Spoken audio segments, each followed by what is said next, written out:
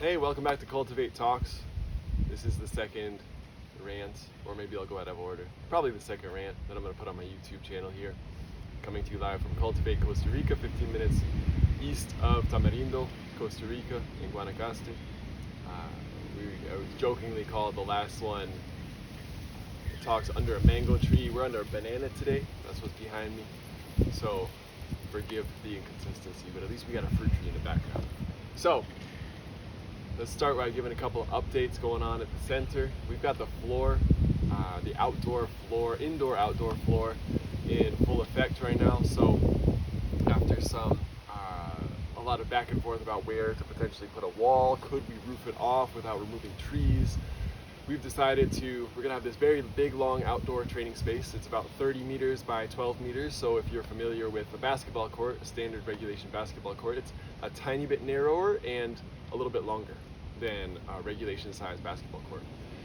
Made of more or less a type of brick that's pretty durable, and we're gonna put some things over it, especially the roofed portion, so people can do, potentially some martial arts or movement type things on the ground without, scraping yourself up. But the brick is nice as a base layer because it's super durable.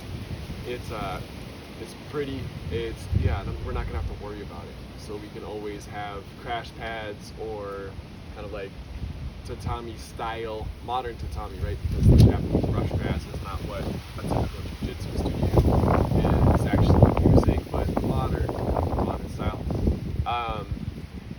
That can go in and out. So we figured out that we're gonna put in a wall, and that's gonna be able to not only give us a little bit more privacy on the property. We have a big property, and compared to our neighbors, we're still in the forest.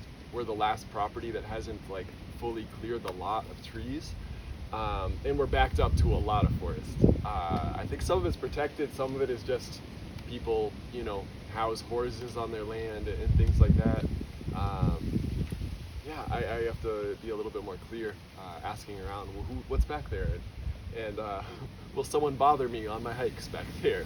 But right now, it's the only animals that I see back there are horses, and there's a couple trails. Really beautiful land. I'll walk you around in a separate video.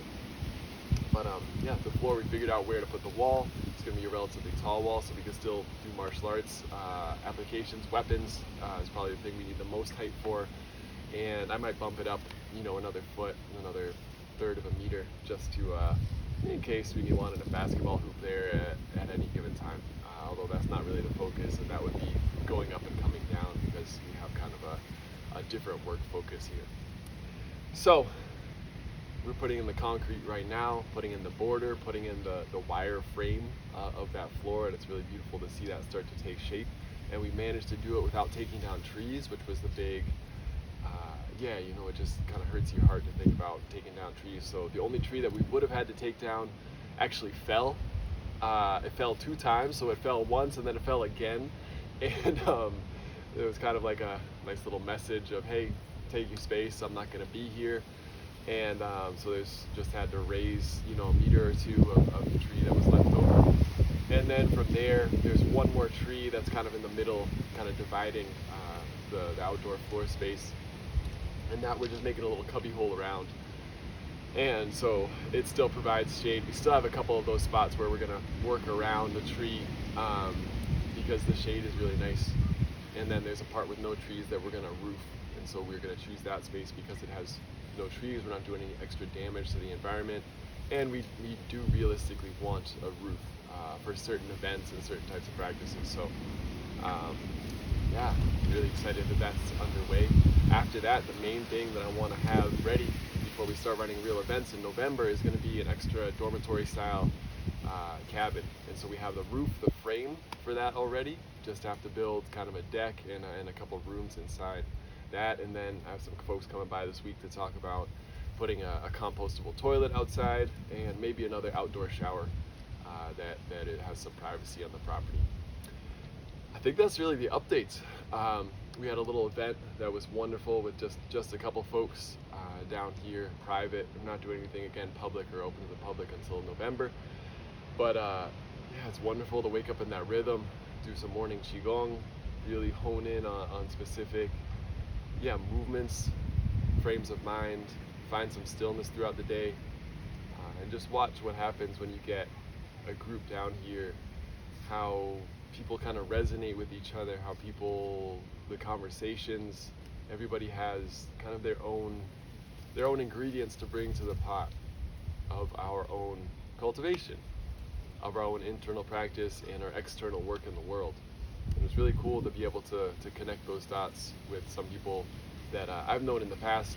I'm not going to go too deeply into that here, but it's really, really sweet to see that rhythm of waking up.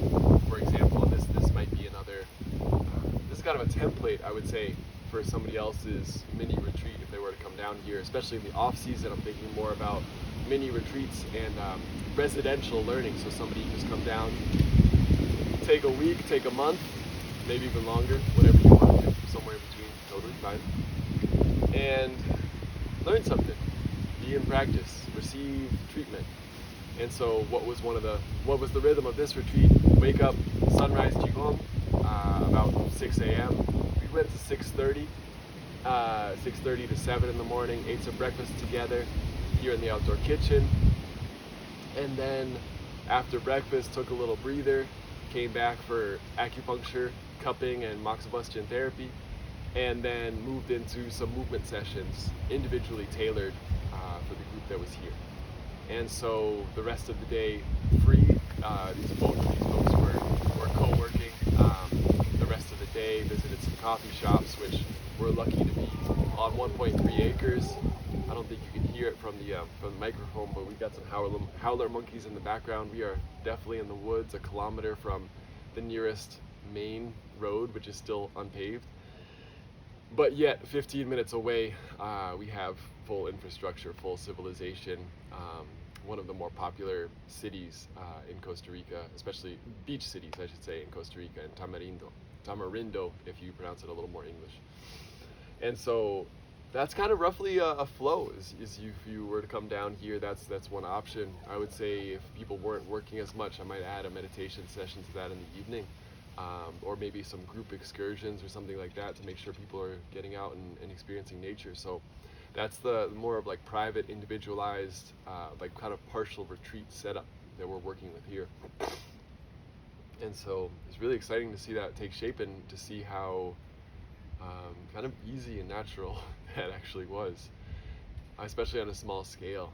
We'll have some bigger retreats here, eventually having the capacity to fit up to like 14, 15 people on site, and maybe having even more if people want to bring tents down and camp outside. But at the same time, from my perspective, it's just very easy and flexible to be able to run those sort of smaller scale retreats where most of the free time is even just from the morning, and then people are free to work, go play, do whatever you want to do in the afternoon, evening.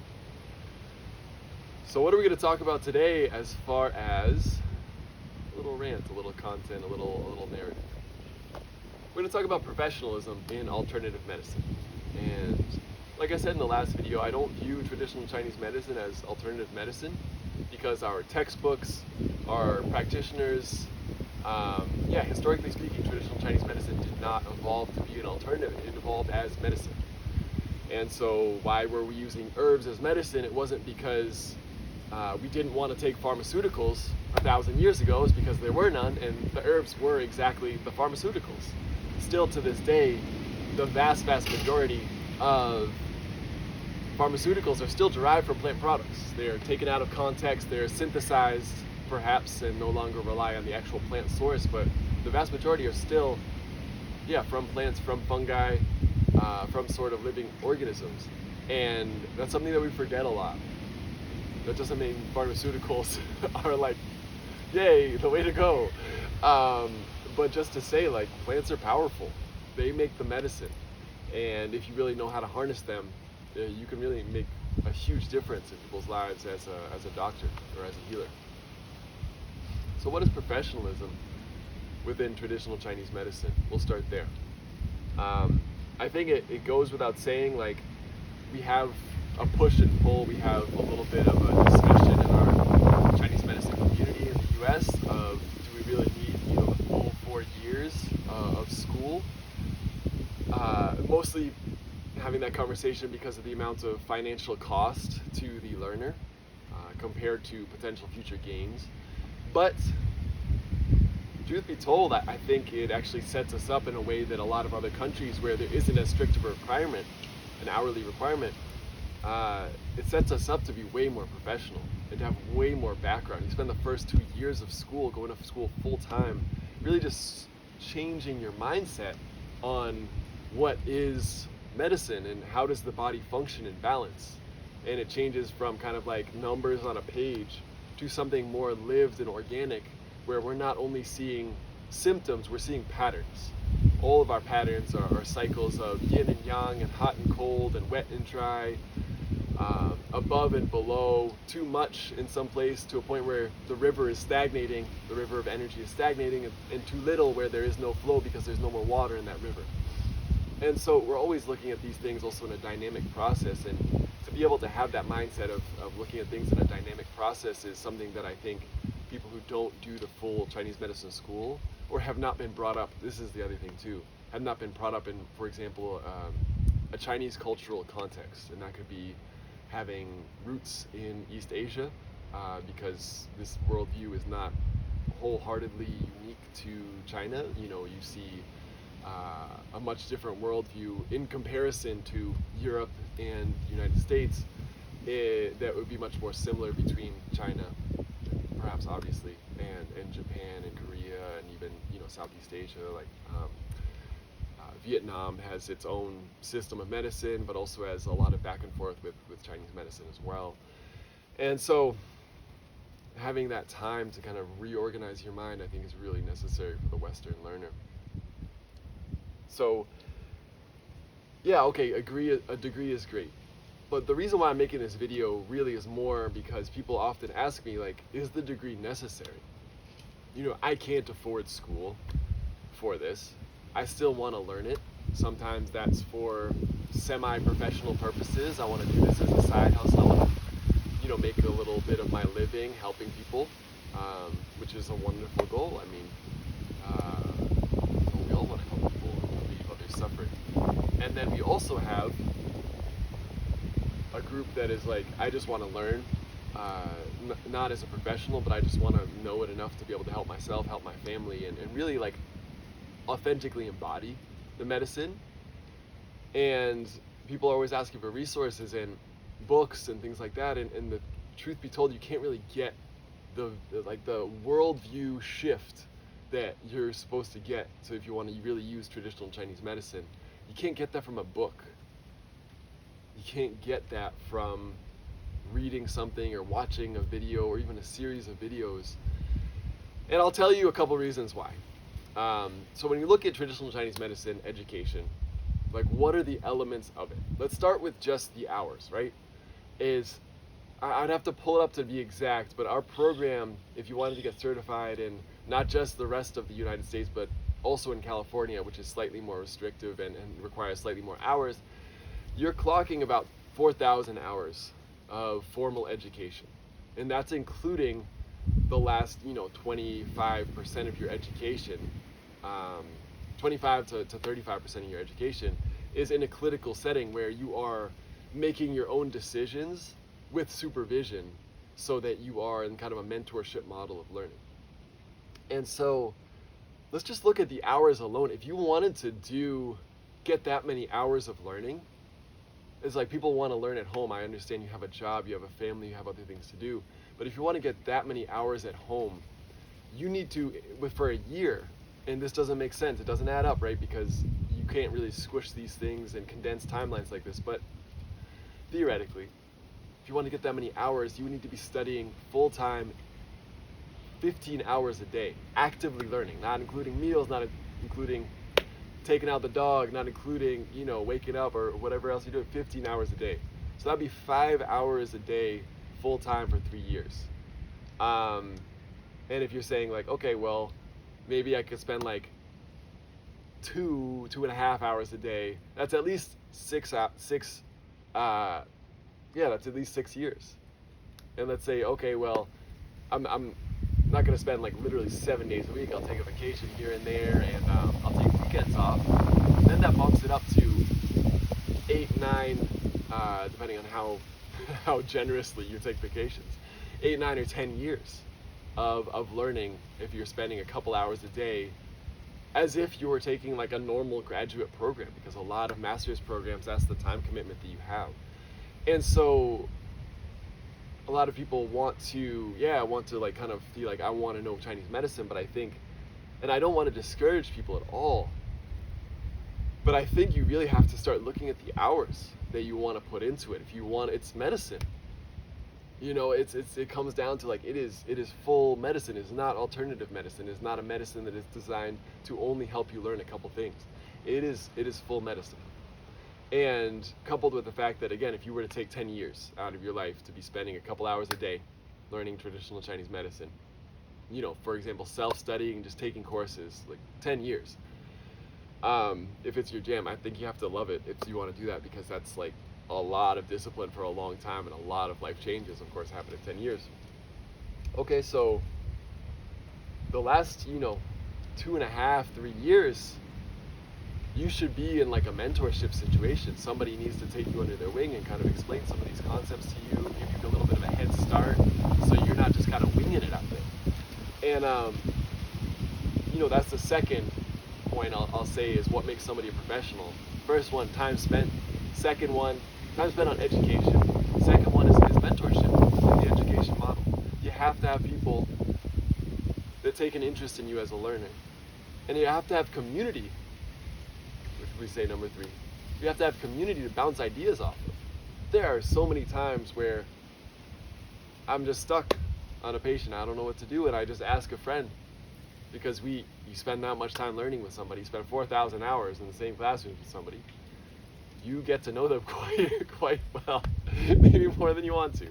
And I have friends, literally all over the world, that I'm just gonna fire a question away and like, hey, like, so this person has allergies, they're this constitution, these are some of their symptoms, this hasn't worked, that almost always works, like, what's going on? And they'll be like, oh, I had a person like this, da-da-da-da-da, here's what I did and this worked, and lo and behold, I'll get, again, a head start that I wouldn't have if I was just in isolation.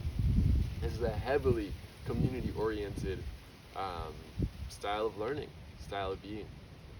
So, time spent on education, mentorship, community, and then time spent practicing. I think that's one thing when people often kind of like ask me, like, what do I need to go and go out and practice? Like, when do I start teaching? Start teaching other people what I've learned from some of these seminars. And my answer always revolves or regresses back to outcomes. I do think it's lovely when we are able to pass on theory, but if we don't have either personal experience or we have not been around the medicine constantly to a point where we've seen a lot of these practices, we see how a master thinks, we see how the progression of both disease and recovery, if we have not been in those situations, then I think our ability to speak on these subjects is really hindered. And that includes folks who have done a ton of education. I think that includes folks who have gone to school fully. Maybe less school, because especially in the US you have the year and a half of clinical practice. Maybe even 2 years in some spots, depending on which state you're in and all that. Usually year plus. And so you're a little more prepared from that environment. But if you're taking your own courses, you got to be practicing it. You got to go out there and put yourself on the line and say, hey, here's what I'm really comfortable in. Let me see if I can make a difference with folks. And I think you really need, if you're not fully professional level, and without supervision, with a little less community perhaps, you really have to be really humble, knowing that Chinese herbal medicine is not like drink a little tea supplement. You can really imbalance someone if you don't give them the right herbs. There are some formulas that are safer, and there are some that are like really harsh and diuretic and going to clear your intestines out, are going to like really strongly unblock flows of energy, are going to warm you up like crazy, are going to cool you off like ice. So like knowing which ones are super strong is necessary, especially if you're not coming from the like full education background. Having people to ask is necessary. But that's the difference in professionalism, is that I think as a professional, somebody who spent, again, like something, again, we could talk about 10,000 hours, but I do think to get out the door, it's probably more like at least 2,000 or 3,000 hours that you should be spending in formal education and clinical practice before you can start to take a leap and say, maybe like this person has this, and that also is enough education potentially where you should be exposed to, okay, like I thought I had to clear a bunch of heat from this person, but actually I cleared too much and their digestion is like suffering to a point where they're almost like dysenteric. They have like crazy diarrhea or something like that, and now like what the heck do I do? That should give you enough time, and again, meeting people along the way to have some resources of like, oh, this is the emergency case scenario. This is the correction for overusing this herb. There's a million cases of that. And so, yeah, that's the difference between, I believe, a professional, we could say traditional Chinese medicine practitioner, acupuncturist, tuina, massage therapist, if you really want to go more internal, and somebody who's a little bit more, surface level on Chinese medicine. And so, you say to yourself, well, I'm not going to spend that much time. What? You're just going to block me out? No, that's the hope with this talk, is that folks will come away with a little bit of hope and even direction. So you say, I don't have that much time. I'm not going to invest, 6 figures money into school. What the heck do I do? Okay, so you need to find sources of learning and ways to practice. Those go hand in hand, and you need to find communities to bounce ideas off of, to see what's working, what it doesn't work, and things like that. And so there are some programs in China and the US from acupuncturists, from various sources where folks are giving out this sort of knowledge. I find it's rarely taught to a professional level, but it still is a really great place to start. And I think it's useful to we'll go back to break down some of the elements of the, acupuncture school curriculum in a moment, but it's really important to, have a place to start, a gate in. It's really helpful to be live and in person, or at least live online, so you can ask questions, because there are going to be questions that come up, and again, you have to change your mindset to be able to really embody this medicine in a particular way. And so, okay, you found a course, you found a person, you found an avenue to start your learning. Then what? I think one thing that people often miss when they start to learn traditional Chinese medicine is that the Chinese education model is heavily memorization based. And there's so many people in the West, I find, who have this resistance to that model and say, well, like, I'm not going to do that, I'm not good at that, a bunch of other things. I can tell you right now, I did not think I was good at that, but it's an hours spent issue. I did not see in school somebody who put in the required, the enough hours of studying, because within those 4,000 hours, you are not going home and just kicking it at the end of the day, especially if you're doing traditional Chinese herbal medicine. You are memorizing like crazy, like almost all day long. And so you have to remember when you approach this stuff that it's memorization based, and you just have to spend enough hours. And the way you do that is you learn the functions of the organs. If you can find a chart of the 5 phases or 5 elements, print it out and know the entire chart. Like that's okay. How do I do that? Start with part of it and then work your way on. Okay, what flavor corresponds to each organ system? What direction? What what direction? What color? And then what are the functions of the organs? Like the liver stores and releases blood, controls the free flow of qi. Like these are things that like need to be in your psyche, you know, before you go and practice medicine, because you can't be talking to somebody and trying to diagnose and figure out what's going on. Chinese medicine without a diagnosis doesn't work. You need to find their pattern. You need to find out, are their kidneys a little deficient? Is there a yin-yang imbalance? Is there, that's where we start, and that's how we choose even what modality to treat with, even whether we choose something like herbs or which type of herbs, or whether we say, hey, this person just needs to exercise, or this person, you know, just we start to like dig into their lifestyle. So you just need to do a lot of memorization. That's one thing, and I think the 5-element 5-phase chart is the Wuxing chart is a really good place to start, and you can even just Google that. They're mostly accurate. It's better if you find it from a traditional Chinese medicine practitioner. Eventually I'll have one that looks, you know, branded, so I'm not like stealing anybody else's content on my website. If you have one that you think is good but aren't sure, just send it to me. I'll look at it. It's really easy to see. You need to know the generating, controlling cycles of the elements. You need to know what yin and yang are. Are not in a stable, they're always one thing or the other sense, but in a yang is outside, yin is inside. Yang is up, yin is below. They're relational, so you need to know what they are and how they relate to each other throughout the course of disease if you really want to be working on that. So you need to know the 5 elements, you need to know yin and yang, and you need to know how those function within the organ systems of the body to just start thinking about doing traditional Chinese medicine. If you want to only treat like external injuries and pain, then knowing the meridians and especially the sinew channels is a really good place to start, and looking at resources that start to relate the channels to each other. Because if you are coming at it from like I'm just starting on the channel system side of things, it's probably more helpful at first to figure out, you know, like where the channel systems pass in the body. You know, for example, like all of our limbs, we have 12 main channels in the body, and we could add 13 and 14 with the Ren and Du, the governing and conception vessels. The governing being up the spine, and the conception vessel being down the front in one continuous kind of orbit, which is not relevant for our conversation today.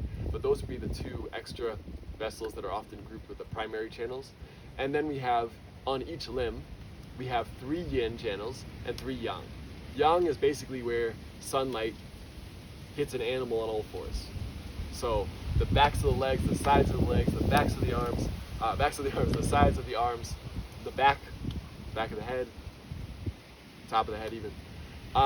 Those are yang surfaces, where yin surfaces would be bottom of the feet, inside of the legs, front of the legs, chest, inside of the arms, front of the arms, generally speaking. And so if you look at like a limb, they're all kind of broken up in almost like a subdivided geographical way. So we have like, we could say larger, like it's really like if you take the arm right here, the yang is up top, the yin is on the bottom. And then right here we have our large intestine, meridian right here. Then we have our sanjiao, or triple heater, on top. Then we have our small intestine on the side. And so it's like slightly, it's like on the lateral side, but it's like almost this way, completely on the side, and then on the back.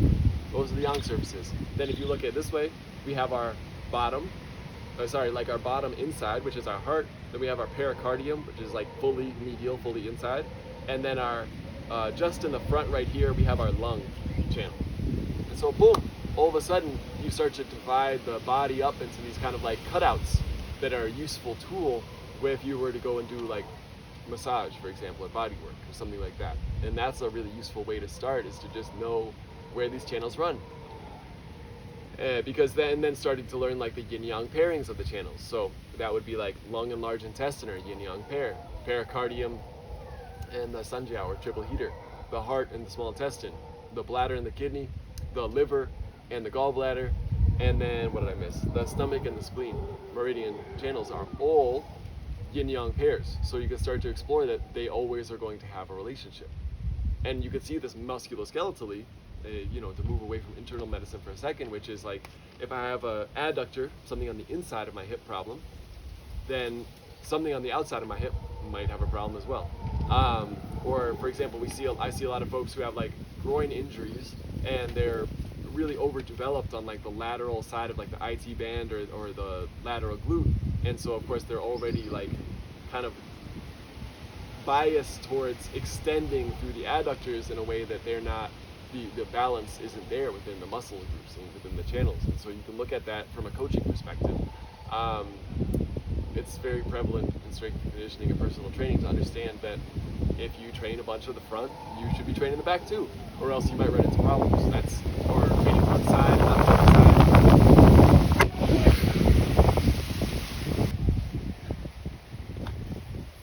These are things that'll give you headaches.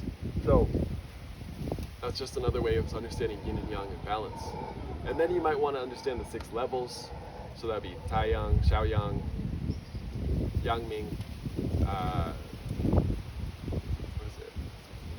Tai Yin, Xiao Yin, Jui Yin. And those are the 6 levels. And so that's a little more advanced, but if you Google 6 levels traditional Chinese medicine, you can start to find another way of these channels relating. You can see groups that use opposite sides of the Bagua map, which are basically planting all these different channels on different sides of a 8-sided kind of diagram, and just noting the connections between the channels. You don't have to like buy into anything. You don't have to believe anything. You don't have to like, I'm not selling this to you right now. I'm actually doing a horrible job at it. But just being aware of those things and downloading them into your mind will advance your practice, whatever you're doing with the body, if you understand some of these channel relationships or even just where the channels are. So that's a place to start. If you want to use herbal medicine, start with like 5 herbs, move up to 10 or 12, as quickly as you can, and start to understand their effects and start to see how you can use them. We usually use them in formulas, so maybe you think about, okay, starting to use like 3 to 6 formulas that might apply to your population group. If you have folks, if you work with like, elderly folks, for example, then, you might want to find, something that will deal with some of the things that they're dealing with, which is like loss of Jing or kidney essence, which might manifest as constipation, as like something that often shows up. It might be like, there might be some mental changes as well, that are really going to be from nourishing the body. Whereas if you deal with a whole bunch of, like if you're at a juvenile detention center, you might want to look up Xiaoyasan or free and easy wanderer powder or tea pill. You might want to find that one. So it's very like, I've had a bunch of folks, not a bunch, but enough now to say like, this I don't usually love to prescribe herbs to like teenage populations, especially tonic herbs, because they usually don't need them. But at the same time, like there is a group of, more often than not, boys who aren't built to sit still 14 hours a day and are not getting enough exercise and are showing up with some behavioral problems as a result of just like not living in balance with what they should be doing, and some herbs can help along with that. But these are all kind of like side avenues. So what would I suggest? Let's wrap it up because it's getting too long. What I suggest you do if you want to learn traditional Chinese medicine, you want to practice it at a sub-professional level. You're not going to look to go to school for it. I mean, one is like get another license on top of it, A, to protect you as a professional, and B, because you want to have a base of knowledge and practice to be able to add these techniques to if you're not a professional in traditional Chinese medicine, like an acupuncture or herbal medicine. If you're a body worker, for example, like get a license in body work or a license in massage, or like find a full and complete program to start from, even if it's from a different view, then add traditional Chinese medicine on top of that. You'll have people to practice on already, you'll have systems and practices that work, and so you can start to filter in some other things into your practice that you can get immediate results with, and in that way you have real hands-on experience that you're going to lack if you just start from zero. That's one. Number two, find teacher, community, and some type of mentorship model to start learning these things. Number three, memorize. Number 4, if you're working again more in movement, more in body work, know the channels before anything else, know where they are, and then start to look up some of the relationships with them. And what is it, number 5 now? If you're interested more in like the herbal side, start to know like the maybe 2 to 3 best, most popular, most common herbal formulas for some common things that show up. If you're a super mom and you want to work with your teenagers when they get colds and you don't want to just send them to the doctor, it's like, okay, being able to differentiate between when I would use a yin tiao san, like I don't know the translation for that. I think it's like forsythia powder or something like that. YINQIAOSAN. 3 words. Like when to use that versus a ganmao ling. Ganmao, meaning like common colds pill. And so when you use what? Okay, stomach stuff. If somebody has like serious constipation versus serious diarrhea, what are some of the go-tos that I should have on me at all times in the medicine cabinet or in my bag? If you're a martial artist, like having a diadatio or like hitting for all wine, having sanhuang san is to be like supercharged in all wine, especially if you have like a severe swelling right away. Somebody really just like blows up their knee. That's the first thing I go with. Ankle sprains, you can cut the healing time in half with SANHUANGSAN. That's 3 yellow powder is the translation for that. And I do it the traditional way. I just make the powder and then I mix it actually with an egg white. You can do it with green tea, you can do it with lotion and it'll stay on. Make sure you cover it with a paper towel and then saran wrap because it will stain the heck out of everything you own. But leave it on there for like, an hour to 8 hours after an injury, and it will cut down the healing time tremendously, especially on like something like an ankle sprain or a sprain of that, something like that. I could give more examples, but I'm just running through some things. So get to know your realm of where you want to work, and I think let go of being a general practitioner is the other thing. Find a lane if you're in mental health. Start to like maybe talk to some traditional Chinese medicine people, figure out like what are some of the things that I'm dealing with from a TCM standpoint on a daily basis, and are there some like acupressure points that I could use in my sessions, breathing techniques, things like that. You might want to talk to the Qigong folks, you might want to talk to meditation people, you might want to look around to look at some of these elements and see what fits for you if you're not going to go the full acupuncturist, herbal medicine path.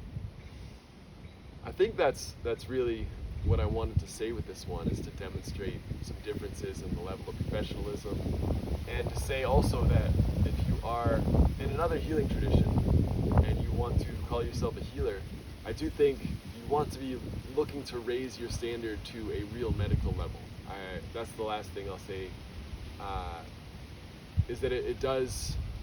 It bothers. It's not bother. This doesn't bother me. Yeah, it bothers me. Yeah, it bothers me when I see folks who are like, "This is healing," and I'm like, "Bro, like, I don't care the modality. If you've taken a weekend course, and you don't have a basis of knowledge to integrate a weekend courses are great. But if that's your basis, is a weekend course or two, I don't know. You're practicing still, and we need to be really humble with this, because just like the same way that when you ask AI, the reason why it gets so much wrong when you ask traditional Chinese medicine questions through an AI chatbot or something like that, is that it doesn't know what it doesn't know. And so it'll give you an answer based on what it has available to it, which is what the equivalent of like a beginner's level of knowledge. If you've just started studying, you'd be like, oh, it's that thing. And you didn't know to ask just 2 questions that would have completely flipped your diagnosis on the head, and you can do some harm with that. And so we really need to be careful and humble. I mean, if you don't have a couple thousand hours, you got to be a little bit mindful that I think it's tricky. And again, some of those hours can be practical hours. Some of those hours can be, again, practical hours, and then you talk to community, you talk to a mentor, you talk to somebody who's going to help you decipher what you're dealing with. But if you're presenting yourself as sort of a doctor, a healer, thinking that like, oh, acupuncture is alternative medicine, and you know, I've taken a cupping course, then I practice alternative medicine. It's like, okay, you can start with that, absolutely. But also, like, just know that there's a lot more. And that I really think you need, mentors and community to break that down. So that's part of the mission of Cultivate Costa Rica, is to get people a start. We're going to have finalized probably within the next couple months, and then especially, I think probably having it as a big part of either every event or specific events. I'm not exactly sure how I want to do it yet.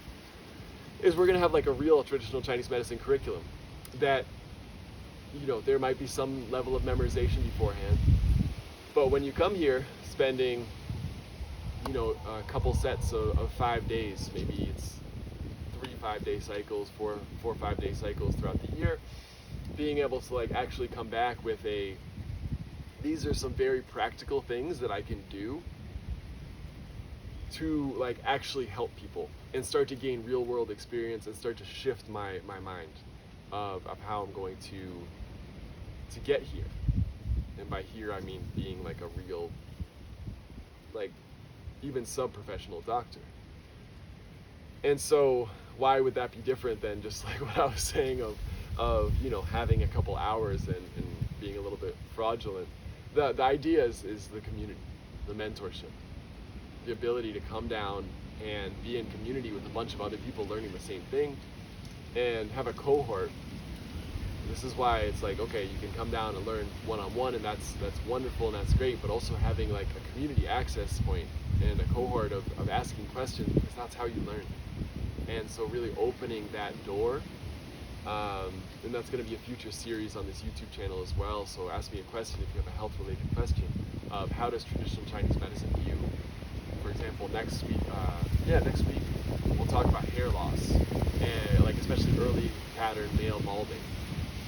Like how do we look at that? How do we break it down? And having those examples is like, you have to get in the mind of someone who practices this medicine to be able to understand it.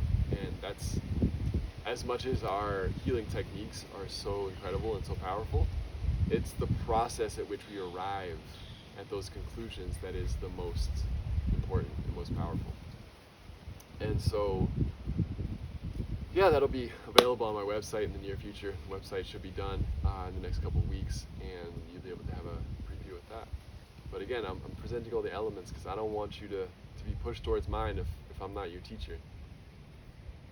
It's not about coming to my program, it's about finding a program that fits the parameters that we talked about in this video. So I'll return in another week, giving you an update about what's happening on the center, and then talking about a few other topics that come to mind. And hope you enjoyed. Please ask a question, leave a comment, stay in touch.